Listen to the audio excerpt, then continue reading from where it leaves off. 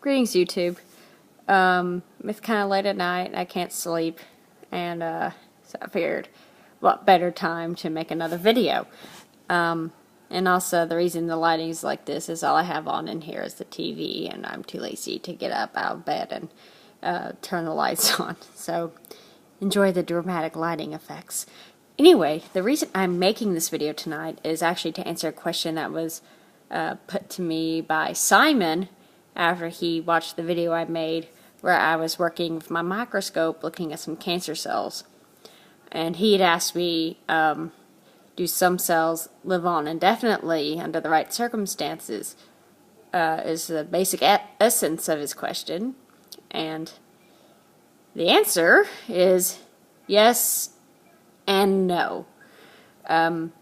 If we first, let's look at the in vitro situation. And in vitro is Latin. It literally means in the test tube. And so in the case of cell culture, we use plastic dishes that have been coated with some substance that the cells like to adhere to.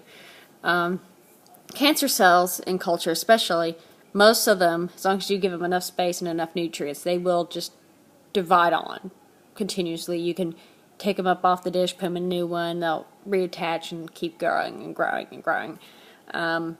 A famous example is the first cell line ever to be successfully grown in culture, the HeLa cell line, was established back in the 1950s, and so now for about roughly 60 years, this cell line has been continuously cultured in laboratories all around the world. So in that case, in the case of cancer especially, yes, they will grow indefinitely.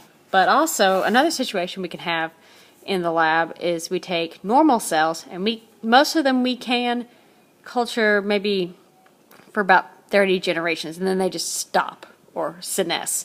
And that's because most cell lines, normal cells in the body are programmed, they will only divide a finite number of times and then stop. And that's very important for maintaining healthy tissues and stuff. But we can override that in the lab and create something called an immortalized cell line. And basically what that is just a normal cell line that we've tweaked, I guess you can call it that, so that it tweaked it genetically so that it will continue dividing. Although it's not quite a cancer cell, if you want to get real technical about it. So that's in vitro. What about in vivo? Now I think most people are aware that the essence of cancer is that it's a disease where you have a bunch of just very abnormal cells that just divide indefinitely. They serve no function. They just divide and grow, and they crowd out all the healthy cells, and that's what eventually kills the host, is that overcrowding. So that's what happens with cancer in the body. And so that case, I guess if you could keep a person alive with a growing tumor, then yes, they would just keep going and going. Now, for normal tissues, most cells have a finite lifetime. Best examples I can think of would be epithelial cells. These cells are, in this case, we have, in the case of epithelial tissue, we do have both stem cells, which are basically immortalized cells, and these cells give rise to epithelial cells that divide, and then they migrate up through the tissue layer, and then are eventually sloughed off. Some good examples would be inside of your mouth, or your mucosal membrane, your skin, the lining of the gut.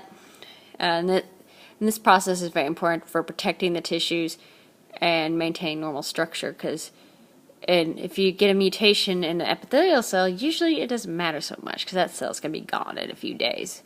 Now, the problem arises when you get a mutation in those progenitor cells at the base of a tissue. So, another example, I guess, where in a normal person or a normal organism where you'd have immortal cells, basically, would be in the progenitor cells that inhabit your bone marrow. And those cells, their job is to basically churn out all the progenitors to all the various blood cells. And so those, for the most part, are pretty much immortal, because we have to have those our entire lives to produce new blood cells, because the blood cells have very finite lifetimes. I think most white blood cells, I think the lifetime is about 2 weeks, and red cells only live for about 3 months. So we have to constantly be replacing them. And then in some other tissues, like a lot of neuronal tissues, once those cells are there, they're just there. They don't really. They serve a function, but they don't grow, they don't divide. And that's one reason that brain and spinal injuries are so devastating, is that our bodies can't repair that. See, I think... Oh yeah, one other thing. Now, there are circumstances for normal, healthy development and just normal maintenance of health of the organism. Some cells are meant to die, basically. We call this is a process of programmed cell death called apoptosis. And actually, the phonetic pronunciation of that would be apoptosis. It's exactly what it sounds like. It's a genetically programmed cell death. It's a very specific way the cells die that really doesn't disrupt surrounding cells. So that's very important, especially in development. A good example is, you may know that early human embryos have tails. However, when we're born, we don't have tails.